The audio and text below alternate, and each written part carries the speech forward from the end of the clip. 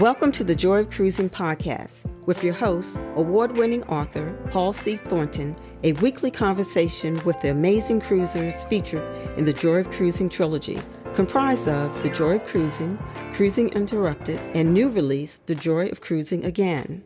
Each book is a compilation of features about cruisers and cruise and travel personalities from around the world. It's the next best thing to cruising, hearing about cruising from the unique and diverse perspectives of Paul's amazing guests.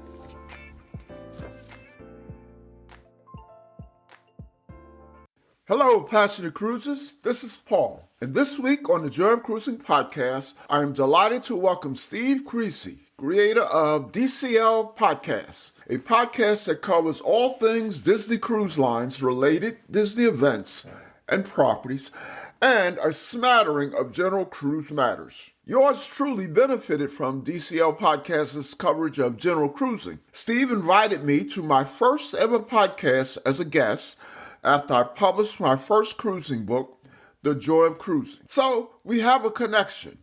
And we are further connected by the fact that DCL Podcast was featured in my second cruising book, Cruising Interrupted, in a section called the Cruise Communicators. Besides being a really great guy, there are two other fascinating aspects about Steve. Steve is one of the most unique content creators in cruising. When not podcasting or cruising worldwide, Steve is an airline captain. Of course, there are likely other pilots that have podcasts, blogs, or vlogs, but I don't know of any in cruising.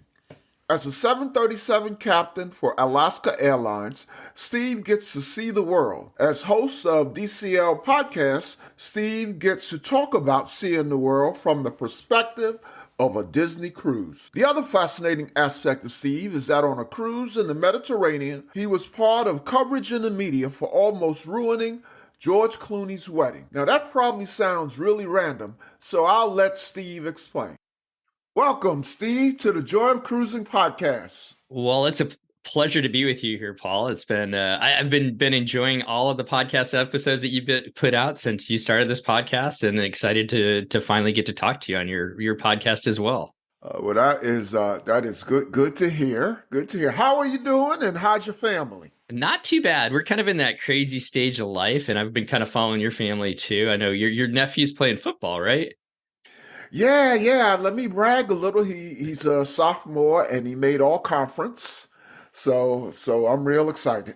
Yeah. So our we drive up almost every home game. It's like a 8-hour drive. We don't drive straight through. We always stay overnight. But I've turned into quite the football granddad.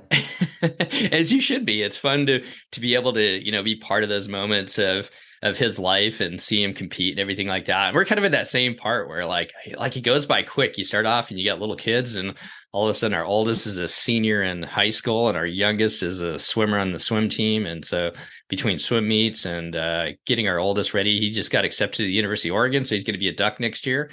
And kind of moving into that phase of life where he's going to be moving out, but excited to see where he goes and what he does.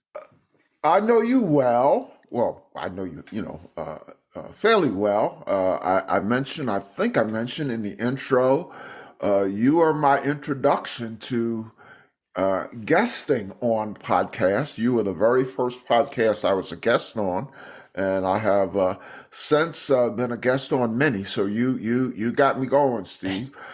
So I know about you, but tell our listeners about yourself, where you're from, where do you live, your impressive professional background, family, anything you would like to share.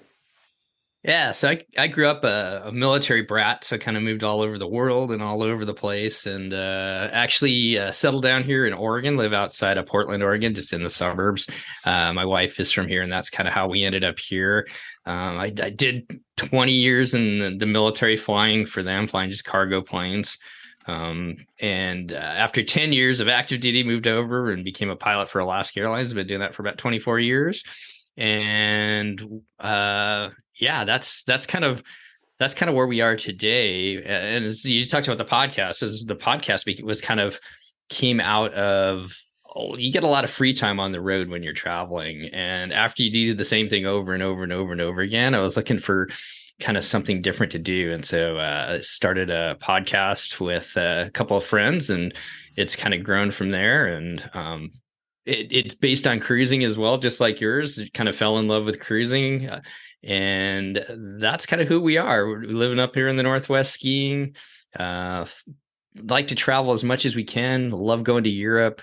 Love doing stuff here in the Northwest and just having a good time with the podcast. Now, seemingly, you are always traveling. Of course, your job as an airline pilot takes you all over. So say a little bit about your route. Yeah, I think that's like the two questions we always get is like, what's the toughest place to fly into, and then what's your route? And people are always kind of curious about that. So the way the airlines kind of work is it's all a seniority system where each month you actually bid a different schedule, and it's all based on your seniority. So the number one girl or guy gets their first choice on the routes that they want to fly, and it just kind of goes down from there. I myself I like flying back to the East Coast. I do a lot of transcons. My brother lives in DC, so that's one of my favorite places to go. New York's always a fun place to go. There's just so many different things to do. With our transcons, the ones that I do, he leave in the morning from the West Coast, get there in the late afternoon. So you get the evenings off and then the mornings off, and then we fly back the next day. So some of my favorite places, I guess, back east or Orlando, when I used to be able to get to go there. That trip's kind of changed because like month to month it changes. DC, I love Cincinnati. I've never been to Cincinnati before, but that's a town that I've just really fell in love with. A lot of fun things to do along the river there, and Boston and New York as well. So that's kind of my life. Now, when you have those layovers, when you're not out enjoying the locale, do you work on podcast stuff? Yeah, a lot of times we'll do if we can schedule it. It all depends on trying to schedule it with the guests and stuff like that. But yeah, I definitely spend the time editing podcasts then. And if it works that we can, sneak an episode in where we can record one too, I'll try and do that as well. So I bring my mic and computer on the road, and people are always kind of interested to see where I am sometimes. Sometimes I got a good window I can open up and you can see I've done several in Honolulu, and that's always kind of a lucky thing to do, I guess, because you get some great views from our hotel. Now, I've seen a number of great photos on social media, and as I said, you're always traveling. So tell us about your most recent cruise. I could have said tell us about your first cruise, your third cruise. I could have picked any cruise, and it would be wonderful to hear about because that's what you do. So tell us about let's work backwards. Tell us about the latest one, and then we'll talk about some previous ones. Okay, so the latest cruise we did was super fun, and we generally cruise Disney, and it was on the Disney Magic out of San Diego. It was a 3-night cruise down to Ensenada, which has become one of my favorite ports, actually. It's kind of a hidden gem. I think there's a lot of really cool things you can do there, but we met some friends and flew down to San Diego. It's a great, even though it's a 3-night cruise and you're really only on the ship, kind of a minimal amount of times, we spend a full day we fly down in the morning, spend a whole day in San Diego, night in San Diego, and then the cruise. And it feels like a good long weekend to get away. So it was just my wife and I this time, not the kids, with our friends. And the Disney Magic is Disney's oldest ship, but it's actually our favorite ship because we sailed on it the most. Actually, it's the second ship we sailed on the most, but we've had a lot of just memorable cruises because it used to be the ship that went through Europe. So it was fun to get back on board her. We've made friends with a lot of the cast members over the years. It was fun to run into a couple of them. One of our favorite servers at Palo, which is the adult restaurant on board the Disney ships. We had dinner with her, which was fun to reconnect. And then we did a really cool thing in Ensenada this time where we went to a cheese cave. So it was a family that had immigrated from Switzerland back in the early 1900s and started a farm and has been making cheese since then. So we were able to, the day we were in Ensenada, go out to this farm, kind of see the whole process, and then taste it along with some local wines and beers. Talk about highlights of other cruises since the restart. Oh, yeah. just like you, I know we were all kind of itching to get back on board once that restarted. So we jumped on board as quickly as you can. We did our first one was out of San Diego, did one of those 3-night cruises. But I think one of my favorites was the second one we did, which was out of New Orleans. And it left New Orleans down the Mississippi in the afternoon. And that was something that I've always wanted to do. And I know there's like a couple of these like smaller cruise lines that go up and down the Mississippi. And that is huge on our bucket list to try and do one of those, just to stop in the smaller towns. But it was really fascinating leaving New Orleans, going down the river and seeing how much river traffic there was. My wife and I just stood out there for probably about an hour and a half, just watching the scenery and the ships go by. And that was a 4-day cruise, went down to Cozumel, so spent some time there. But the best part about it was when we came back up the Mississippi, we entered the Mississippi, the mouth, in the evening, and it was really foggy. And I don't know if you've been on board when they have to blow the fog horns, but when they get into the fog, the ships have to blow those fog horns. And it was like I can't remember how often it is, like every minute or so, the horns going off. And I've got some great pictures just being up on the top deck there in the fog, and it was almost like ghost ships going by you as the ship sailed by. So that was definitely a memorable one of ours. Now, I suspect Disney has probably some kind of Disney branded foghorn, or is it? No, they do have their regular horn, but the foghorn, I mean, they do have their fun "When You Wish Upon a Star" horn that they play. But when they're in the fog, it's just a regular, that kind of sound. So, I guess the Coast Guard won't let them, Mickey size too much. No, they got to be legit like the rest of the ships as well. And then we've been to Europe twice. We did. I know that you just went over there too over the last year or so. And I will tell you, Med Cruise pretty much originated with you, several years ago. The idea originated talking to you several years ago. But I cut you off. Let's talk about your cruises. No, I think that is a lot of people. They dip their feet into cruising and they do the Caribbean over and over again. Or if you're out here, Alaska, a lot of people up in the Northwest will go up to Alaska, and they don't think about going over to Europe. It seems kind of daunting, maybe, but boy, you get to stop in some really cool ports. We did a Greek Isles cruise, a 9-night Greek Isles cruise, which left out of Rome. So we spent some time in Rome. This is last year, and which is just a great city in of itself. So many different things to see. The kids really enjoyed it.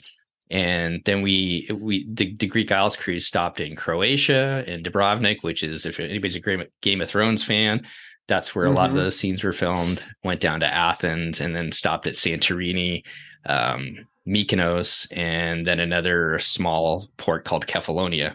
And that was really, my wife had spent 6 months over in Greece as an exchange student in high school, and Kefalonia was where she was at. So that was kind of the main impetus for that cruise. But what made that kind of special is, like, except for Santorini, you're like the only ship in town, and you're just visiting these small little ports, and you get a really more intimate view of what it's like to live in the islands there from a couple of those different ports, which I really enjoyed. So that was definitely a memorable cruise. Yeah, as I was alluding to earlier, I got the idea of the Med Cruise from you and your first cruise, which we'll talk about in a minute. I just booked a Greek Isles leg, if you will, Greek Isles itinerary. We didn't see any of the Greek Isles on that first Med Cruise. So let's go back to the beginning. Your first cruise, I remember from Cruising Interrupted. It stood out in several ways. For one thing, it wasn't a Disney cruise. Is that your last? Well, let me ask about it first. Right? It was not a Disney cruise, correct? Correct. It was a Norwegian. So we've, as much as we want to branch out, we always end up going back to Disney. But we've been on Norwegian 3 different times now, and I really enjoy the Norwegian cruises, and really looking forward to trying some other cruise lines as well. But this one was out of Venice. It was a 7-night cruise on the Norwegian Jade, which is kind of an older Norwegian ship. What was funny about it Well, I will say, like a lot of people, and some people will totally appreciate this. I kind of went kicking and screaming. My wife had been on a cruise before, and I'm like, all right, I'll go do this, but I think it's going to be one and done. And obviously, just fell in love with it. But what was funny about you were the pessimist. I am. My wife will tell me I kind of go kicking and screaming into a lot of things that I find out that I love afterwards. So it's just part of my weird personality, I guess. Well, she was right. I mean, it kind of changed your life. It did, because it's really been kind of our way of travel now. Is we really enjoy the fact that you check in once and your stuff goes with you, and then you get to see a bunch of different ports along the way. But back to this cruise, so it left out of Venice, it went down through Croatia, and then also Athens, and then Turkey. Is yours stopping at Turkey, the one that you go on your Greek Isles cruise? Yes, Istanbul. Istanbul, okay. I'm saying, right? Yeah, and that's a place I'd really like to get back to. I really enjoyed we stopped in Kousadasi, which is near Ephesus. If people are religious at all, read the Bible. Ephesus was a very important city for the Apostle Paul.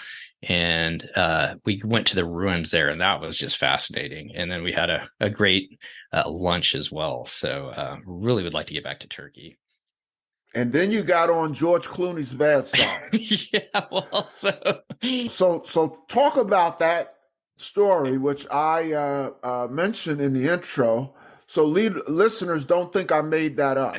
It was sort of funny because George Clooney was getting married that year, and it just became a joke amongst us that, like, maybe we'll see George Clooney, his wedding and everything like that. And he was getting married in Venice. So we didn't know the actual day. I don't know if we actually paid attention to the day or not, but what was kind of funny was the day our ship left, we left in the late afternoon, and you used to, I'm not sure if you can do it anymore because they've kind of put some restrictions, but we cruised down past the Grand Canal and St. Mark's Square in Venice.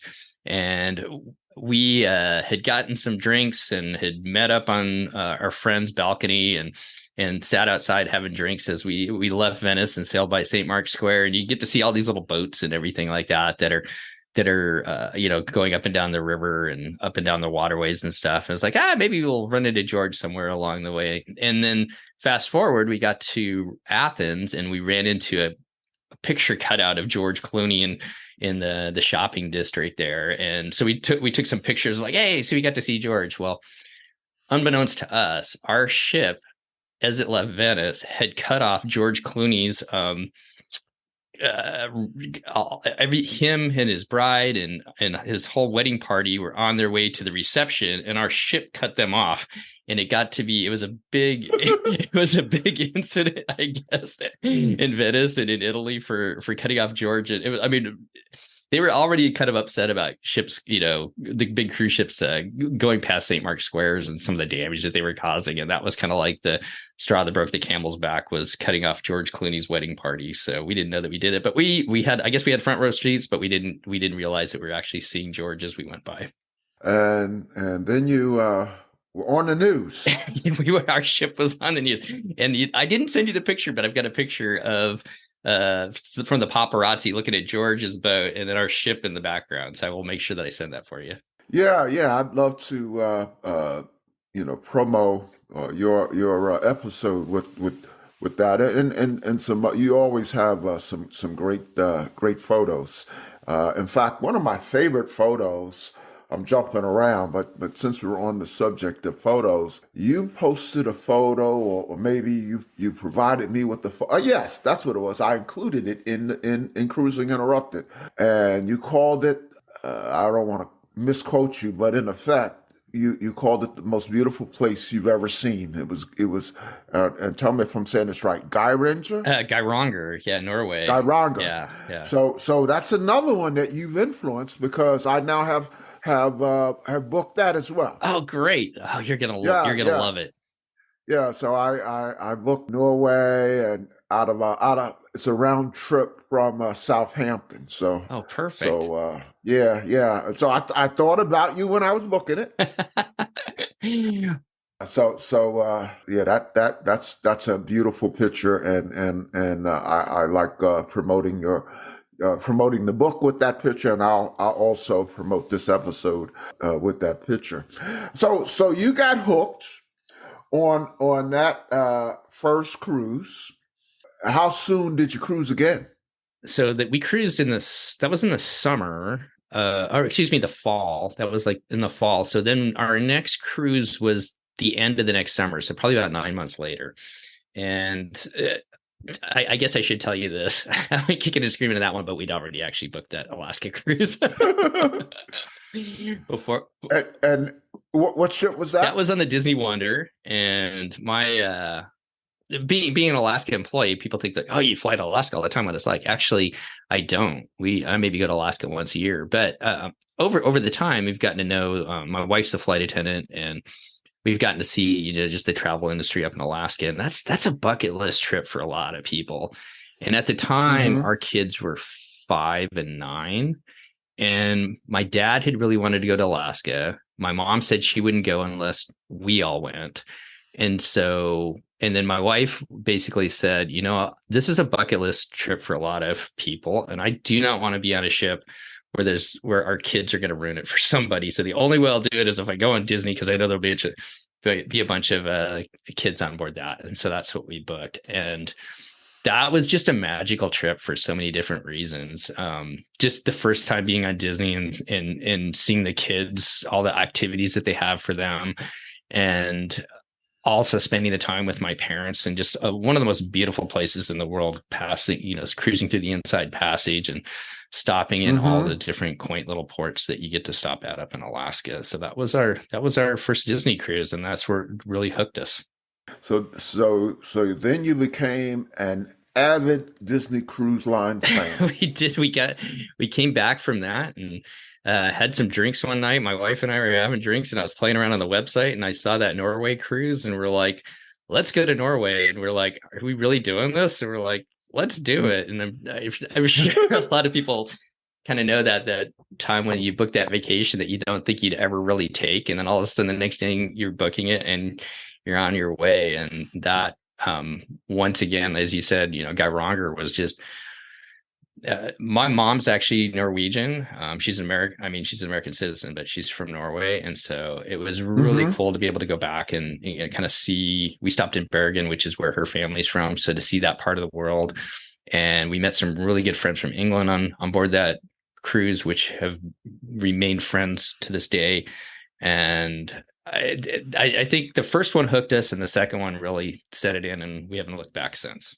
When exactly did you start DCL Podcast, and what motivated you to do that? I suspect what motivated you was the wonderful experience you had on the Disney ships. But talk about DCL Podcast. Yeah, so kind of as I alluded to a little bit before, it was just I've been doing on the overnights. After you've been to different cities, you kind of get into this kind of, I can't find the word, but you end up doing the same thing over and over and over again, because that's what you're comfortable. You go to the same places to eat and everything else, and you go run the same routes. And I was just looking to really do something different. I had just found podcasts a couple of years before we went on that Norway cruise. So I started listening to podcasts. There was no Disney podcasts at the time that focused on that. There was one, the Royal Caribbean blog, a Royal Caribbean podcast that they did. So I listened to that a lot. And it was kind of a combination of a bunch of different things. One, just the love that we started to have of Disney. Two, the love of travel that I have. And three, looking to kind of fill my time on my overnights with, just doing something a little bit different. And lastly, just to meet people that have kind of a similar passion. It's not just Disney. To me, it's really travel, then cruising, and then Disney is really kind of the way I look at it. I just love the idea of travel and meeting other different people and having those experiences, and especially for our kids, being able to let them see the world. I mean, it's such a privilege to be able to do that and see other cultures and meet other people. So all that kind of combined together to give it a shot and start this podcast. And it was, I met Christy quickly after that, one of my co-hosts, and we've been doing it now for 5 years and just have loved all the different people that we've got to meet and hear all their stories, like your stories, and read the stories in the books or the people in your books that you've covered as well. So that's kind of the impetus of the podcast. How many episodes are you up to? We just went over 400. I think we're publishing 403 today. Wow. Yeah. Well, congrats on that. You mentioned, Kriese, talk about the podcast format, co-hosts, any particular shows you want to highlight, whatever. Yeah. So our basic, what we've kind of come into is really talking about other people's experiences, and in doing so, what we found is people love to come back and talk about their experiences because it helps them relive that trip that they just did and all those memories. Yeah. And then when they get to hear it again on the podcast feed afterwards, I know it puts a smile on their face. We get so many like comments afterwards, like, thank you so much for letting me come back on.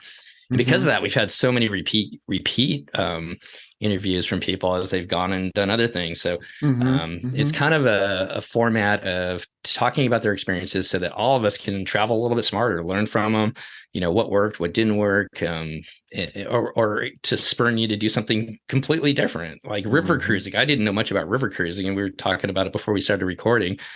And that's something I would really like to do. So that's kind of the format. We've got 4 hosts now, myself, Christy, who is down in Florida. She's a travel agent and a lawyer. And then Nova is down in California, and she's kind of an expert on Disneyland. And so kind of used to work for the Disney company. So provides a little context there. Wow. And then our latest host that helps us out in quite a bit is Lake, and he's a huge Run Disney fan. He's a really good runner. And so he kind of covers some stuff like that. So that's the show.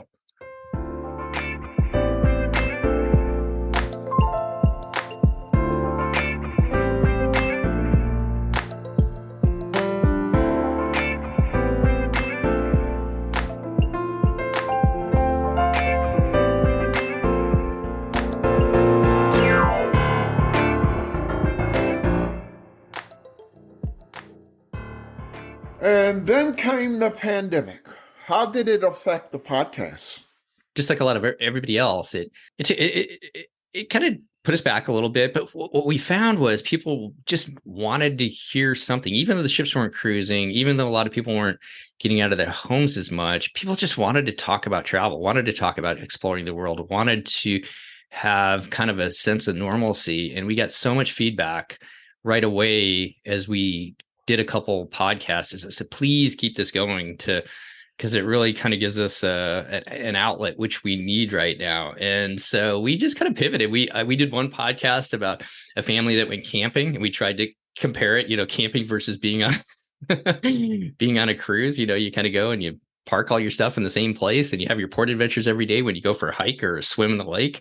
And so just kind of pivoted a little bit and had a little bit of fun with it. And once the ship started sailing again, it just picked right back up from where we hadn't left off. So it really worked out, and I think people really appreciated it. Did you do anything special during the lockdown? Local travel? I know you're a runner. Run a marathon. Start a garden.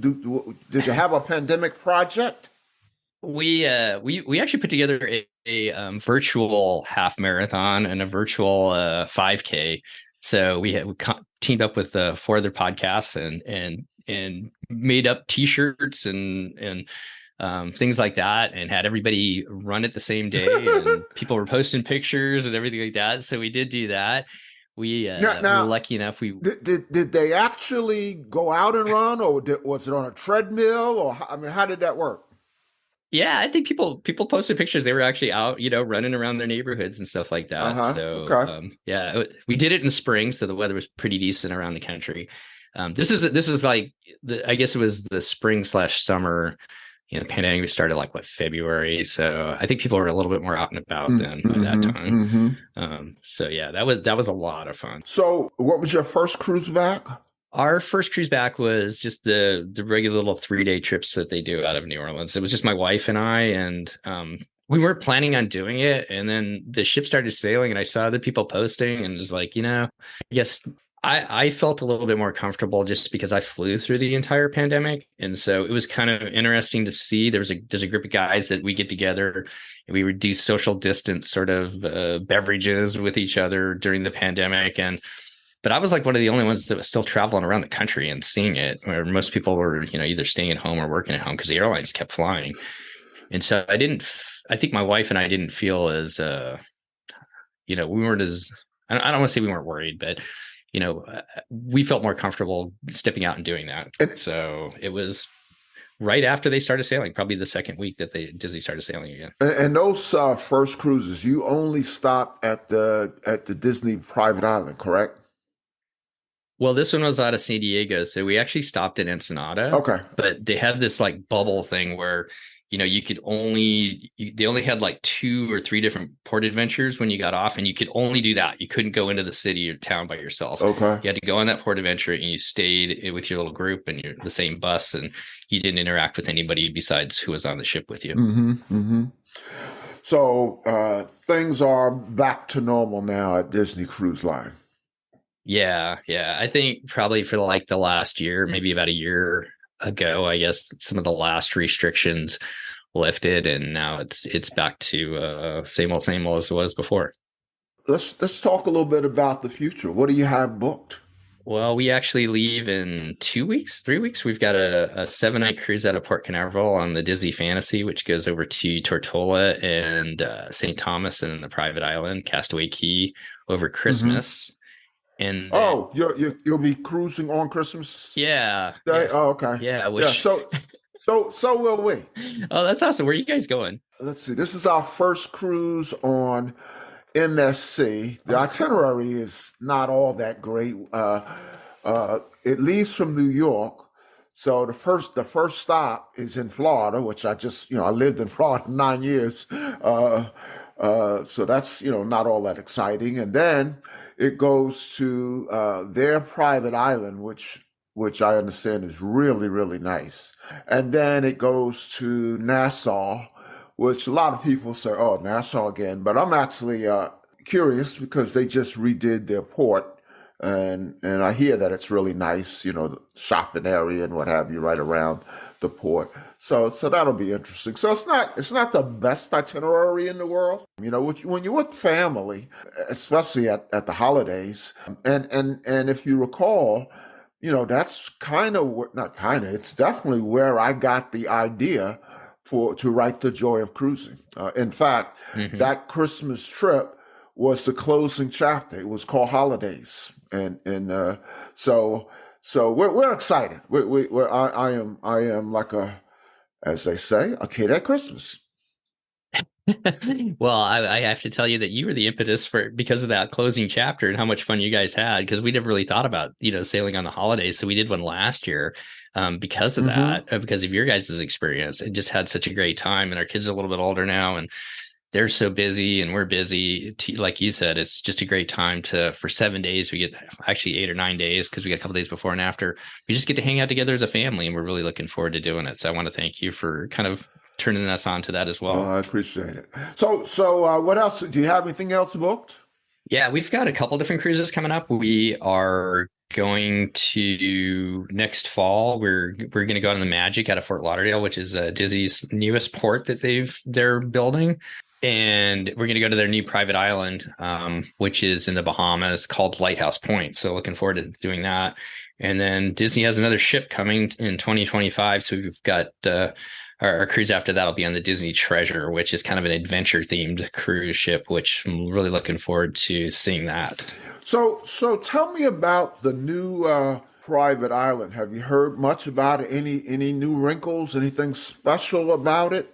I know it's special because it's Disney, but what have you heard?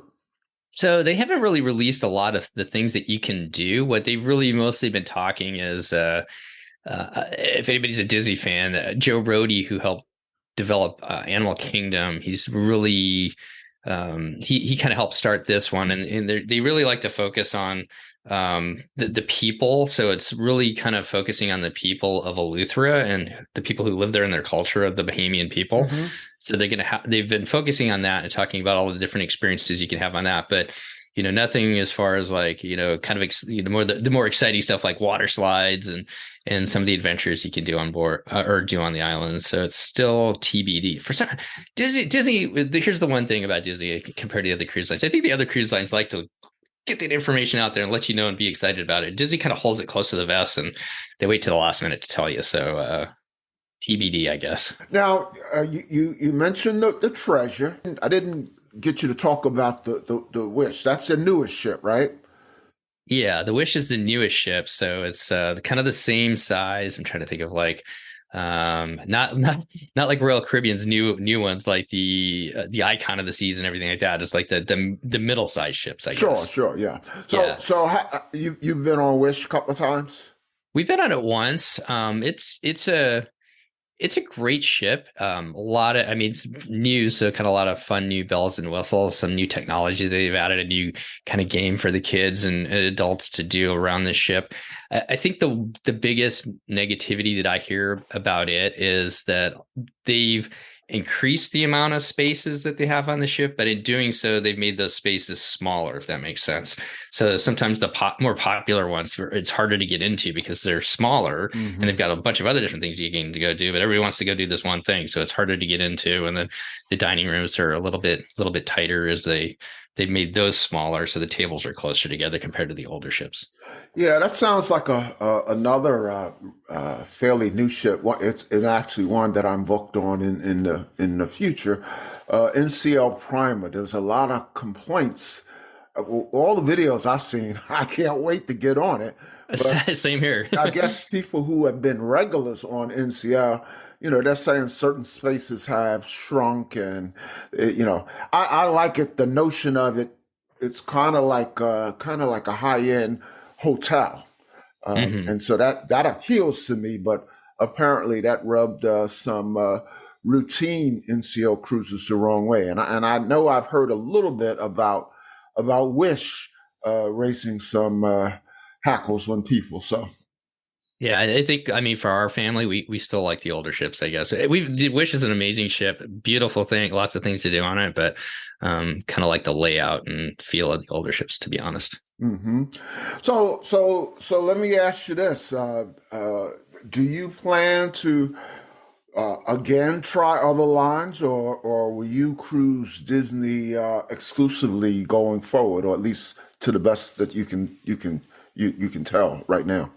I think we'll continue with Disney, but I'm really excited to try some different lines. We actually, I did forget about this one. We do have a Norwegian Alaska cruise on the, it's not the Bliss this time. It's their sister ship up out of Seattle next spring. So definitely looking forward to trying the Prima, that newer class of Norwegian. We'd really like to do Celebrity. A friend just went on MSC a couple months ago, and so interested in trying MSC as well. I haven't been able to talk my wife into it, but I think I'm going to. I'd really like to give Virgin a shot and do Virgin Cruise Lines. That looks like it could be a lot of fun. My last cruise, you said you're taking NCL to Alaska.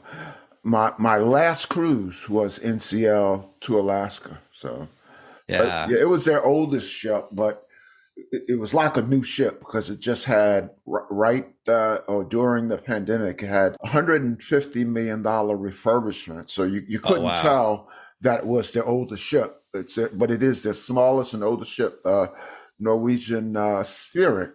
So, and it was a really special cruise. You can relate to this because you first attracted me to Hawaii. So it was a Hawaii to Alaska cruise. That would have been special. Two bucket list destinations in one. I remember seeing your pictures of in Hawaii, so yeah, I was jealous in a good way. It was like, oh, that's an exciting cruise to do. Yep. So I'll tell you what, our next cruise is the Christmas one on MSC, but the next after that, we are trying Virgin Voyages. So hopefully I can get your wife I can help you convince your wife that it's something to do, because I know it's going to be a lot of fun, and it's going to be nice. I tell people when I answer questions, I participate in a lot of cruise groups and stick my nose in various threads, and whenever someone asks what's your favorite ship, I always answer Celebrity Beyond. That's the one we took in the Med. Then I add a caveat. I said, for now, but that might change with my next with my cruise to on Virgin. Yeah, we saw it in Port Cozumel, and I mean, it just looks like an amazing ship. So I'm excited for you guys to go on. I can't wait to do it as well. Yeah. I'm thinking a lot about food. So That too. It's like all specialty restaurants, no buffets, and and I've read some great things. Anything else booked that we would like to hear about? No, I think that's it right now.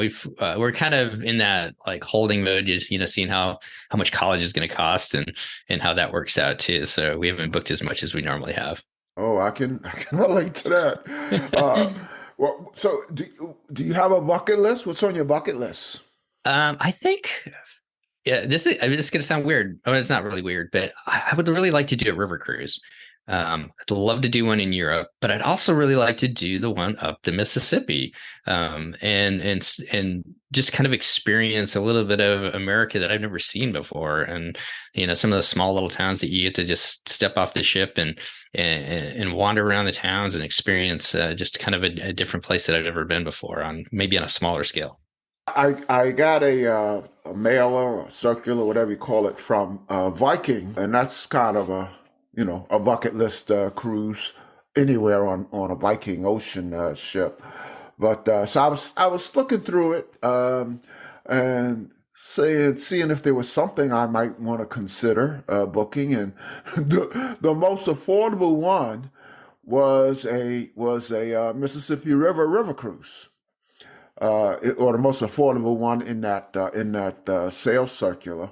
But I said to myself, can't see paying bucket list money to get on Viking, and it's in Mississippi. I don't know. It's just a mismatch for me. So no, I'm not knocking Mississippi, but when I get on Viking, I'm gonna go somewhere exotic. So. I feel like you should be in the South Pacific or something like that. With a Viking cruise. Yeah. Yep. So that's on your bucket list, river cruise, and particularly you thinking Mississippi river cruise. Yeah, Mississippi, but I'd like to do the South Pacific too. That's been a huge one. My wife's bucket list is the Panama Canal. We still haven't done that. Probably that one will be after our youngest gets to college. We get some more free time. But I think Panama Canal is definitely high on our bucket list as well. Yeah, got that booked. It's funny. You don't have this problem, Steve, but you will. When you get to my age, you say to yourself, I got all these things on my bucket list.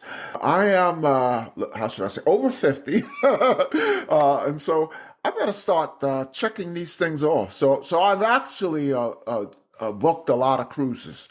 I'm booked through 25. And there's quite a few bucket list checking that's being done in those cruises. So I don't know.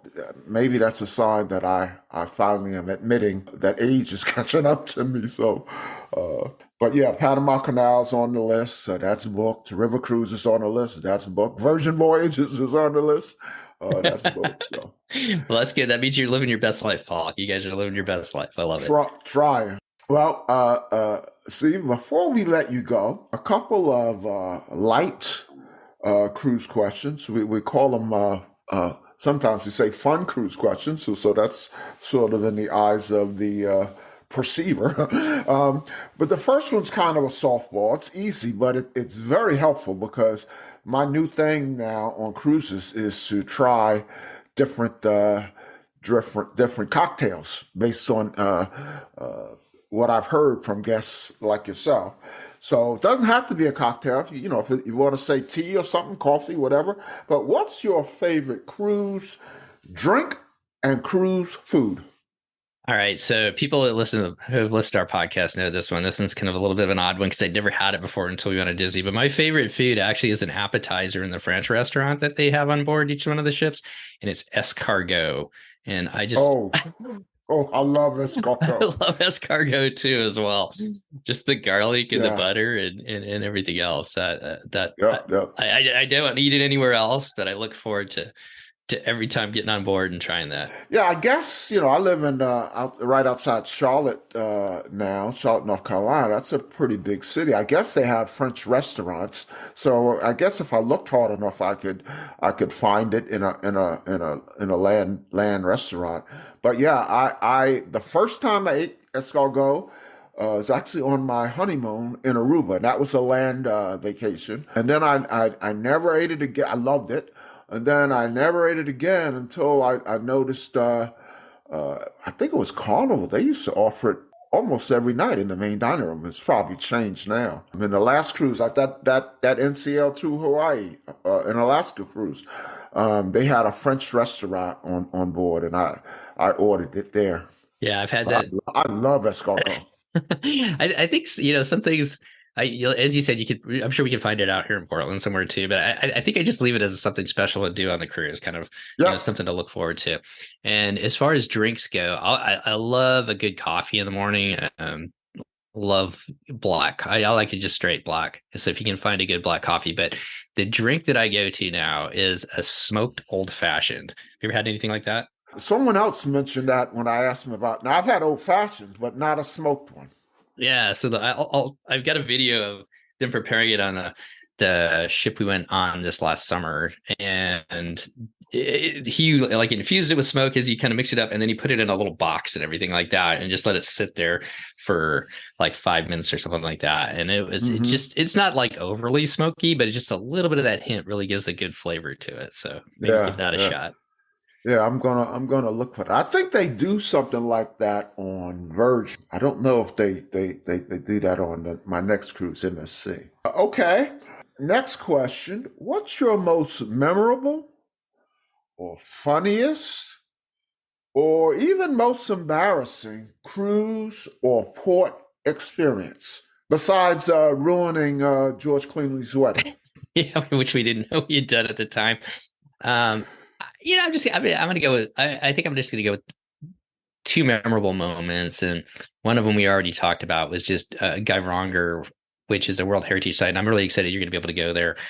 What made it memorable was being able to, we went to a farm, and what they did was the adults got to go and try some beer, because that's how he made money now, was brewing beer, but it was originally a sheep farm. So we got to go do that. And then, the kids got to go with the wife, and she collected these old stamps, these big, they're kind of metal imprints. And the kids got to pick out the metal imprint that they wanted. And they took that stamp and they put it on a pillowcase.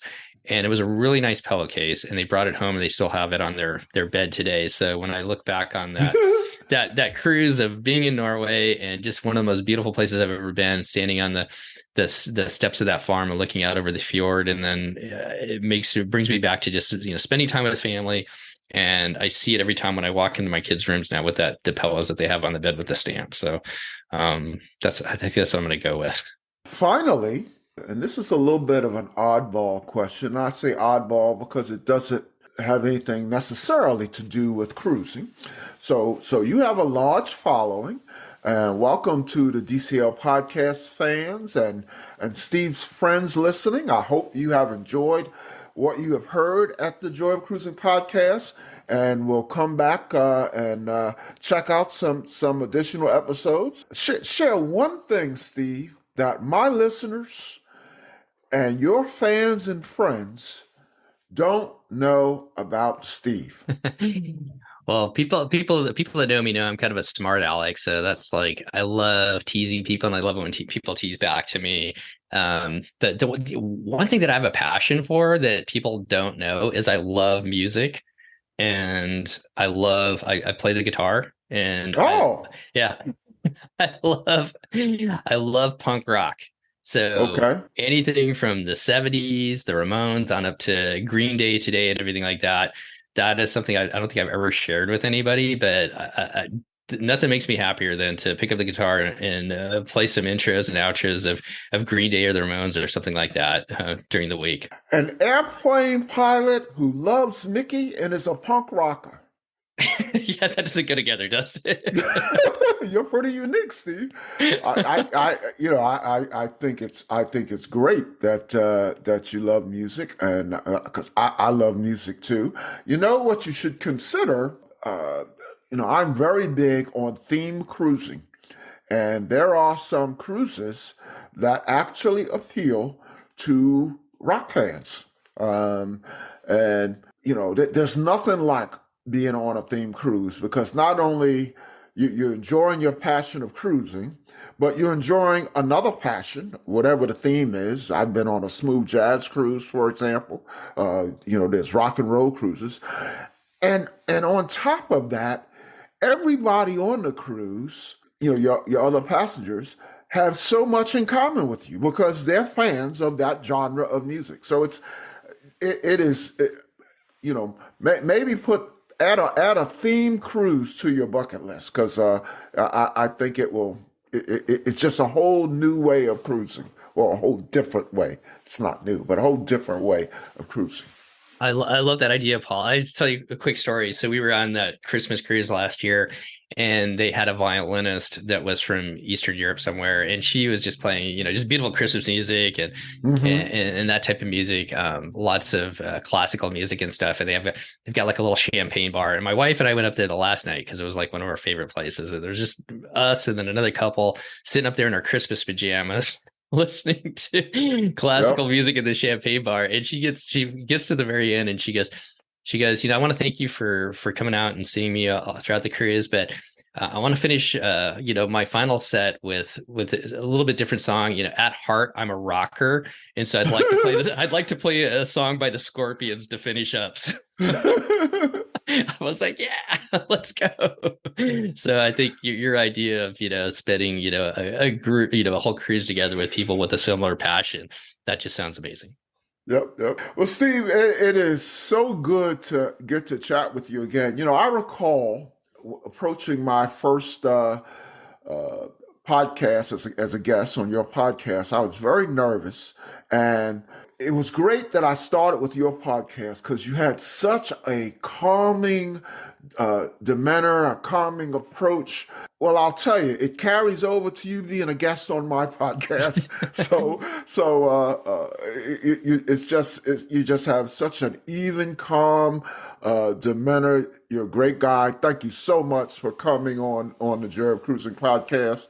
All the best to you and DCL Podcast. And I know that we're going to have you back at some point. As they say, I'll see you on the ocean. Well, thank you so much, Paul, for letting me just have this opportunity to come on the podcast with you. And I want to really thank you for it. But also I want to just applaud what you are building and what you've built so far. Just an amazing podcast as well. So thank you so much, Paul. And I'd love to someday be able to travel with you. Well, thank you for saying that.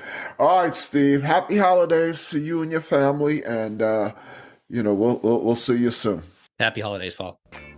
The Joy of Cruising and Cruising Interrupted, each $16.99 plus shipping, and new release, The Joy of Cruising Again for $18.99, can be ordered at the link on thejoyofcruisingpodcast.com. For each of the 3 books, use the discount code Joy of Cruising Podcast and get $4 off.